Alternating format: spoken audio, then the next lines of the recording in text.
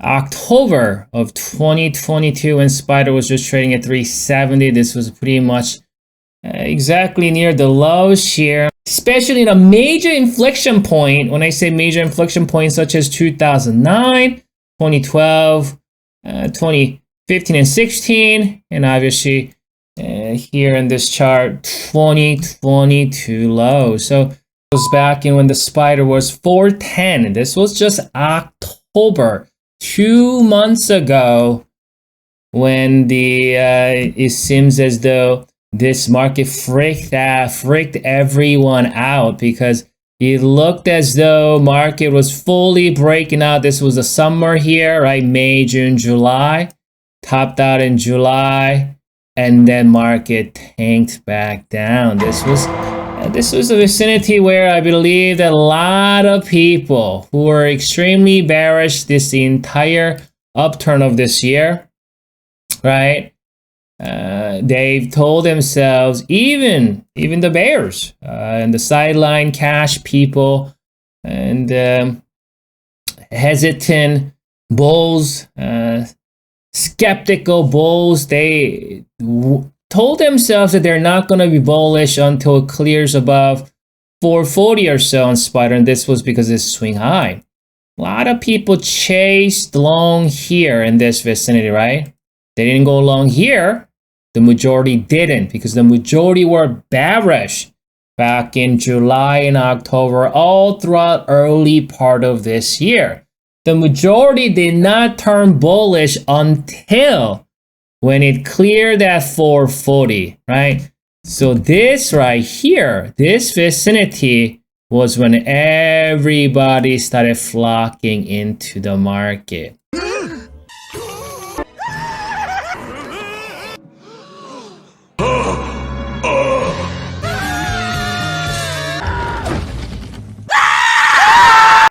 And then what happened? Market plunged back down pretty heavily for 3 months. As you can see, market continued to cultivate the lower highs and lower lows, and market kept going lower. And this was the phase where the majority of market part, the fear came back into the market, and the majority market participants were extremely discouraged.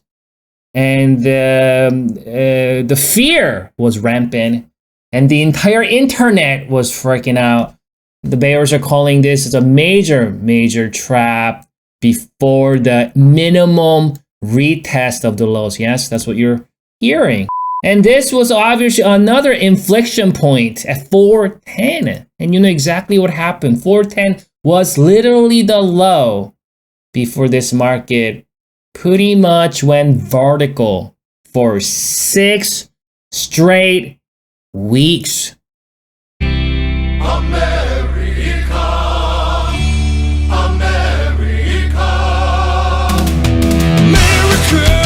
fuck yeah, coming again to save the motherfucking day, yeah, America, fuck yeah. Obviously, market makes sure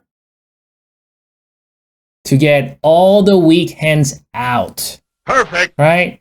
Biggest question is, can this market continue to move higher?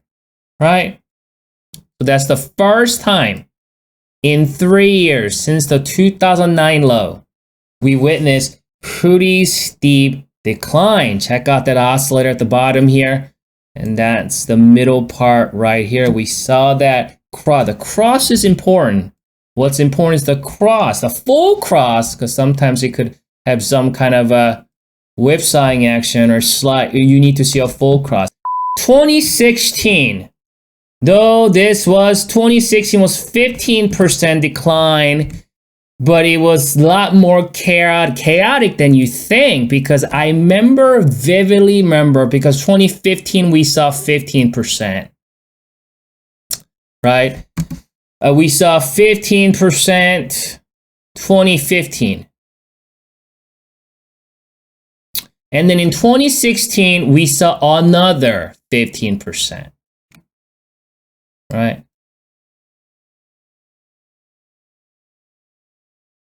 So we saw 15% back to back, right? Market got into, after 2012 correction, market got into about 2-3 years of bullish run. And then we saw 15%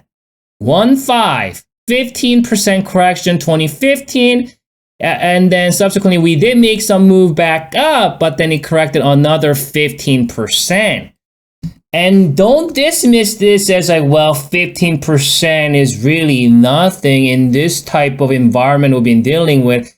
That's what you think. But during 2015 and 2016, with the S&P correcting 15% and 15% twice, there were stocks crashing down 50, 60, 70%. I believe Nasdaq was down 25, 27%. People were talking about global financial market meltdown. That was 2016. 2016, we saw real fear coming back into the market. In 2022, we witnessed 27% correction. 27%.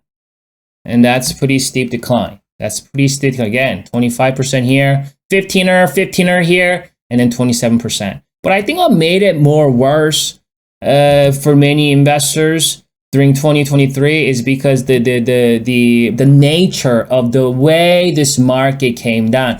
Because we've been so spoiled how this market just V-shaping back up to the new all-time highs, that market already conditioned the entire market participants to have very little patience when it comes to market bottoming out.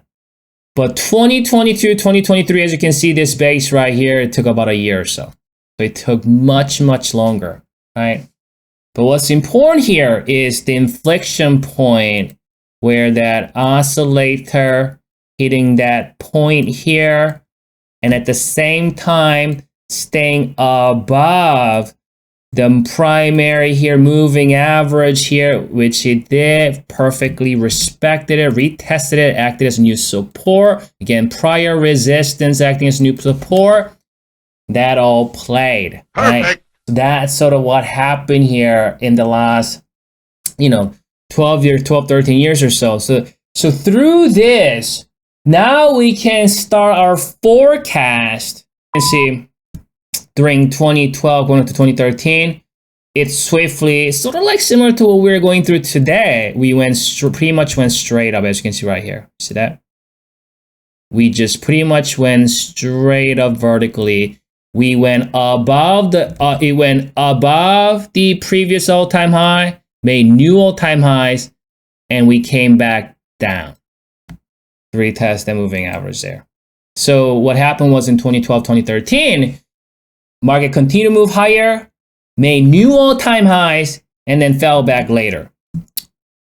What happened in 2016, we got to the all-time high level. This is right here. You see right here? See that? We got to the all-time high level, and we saw pullback a couple times. Subsequently, we made new all-time highs, came back down, and then rally didn't start. The real big, known as the Trump rally, the 2016, 2017 rally didn't happen after multiple times of some pullbacks. That's how it happened. So going into 2024 here, looking at the inflection points in 2012 and 2016 and how the rally started, we can kind of say going into next year, there's a chance we could potentially see, again, we don't know exactly where it's going to pull back, right? But we could kind of say, hey, we might pull back from here to go to maybe 480 or so, and then pull back before going back up. Or we could go up a bit, pull back, and then continue higher. What's important here, because we want to ride that long, big rally that comes later, right? Because this is what we want to ride. This is what we want to ride. This is what we want to ride. And this is what we want to ride. right? That's what we want to ride. Because I've given you these inflection point analysis. Every time when it happened, market did see 1 to 3 years of rally.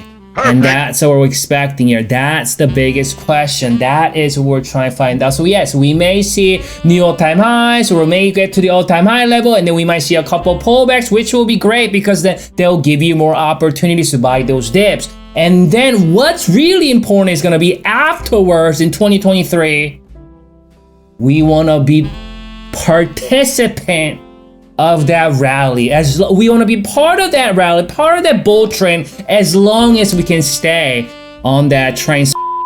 Christmas special is going on right now. If you've been enjoying my analysis on the overall market here, I do provide more in-depth analysis. As you can see, you can sign up to my mini membership. It is a spider focused analysis. As you can see, you'll get daily updates, midday update, end of day update, and weekly video. And also there will be some special videos, some special charts, trend reversal signals, overbought, oversold. And so it's for me, it's very important for me to understand where the S&P 500 is going, right? Because once I realize if this is the inflection point on the S&P, that's when I start looking for setups in individual stocks. Unless I understand the trajectory of the S&P, I am not going to look at anything else, because as I believe the S&P 500 is the golden index. This imperative that we want to fully grasp on where the S&P 500 is going. And so this mini membership, I think, will be perfect for you guys, for those of you who want to learn more and get an in-depth analysis and guidance on the S&P, especially the fact the market is breaking out, and we're probably going to have this primary term uptrend continuing next year. But there will be fluctuations. There will be corrections, pullbacks, traps, shenanigans, head fakes, all that good stuff. And I think as you navigate this market, this could be a great help as you, find different market climate in your journey. So currently I'm offering the promo code Christ25 for 25% off first quarter. Perfect.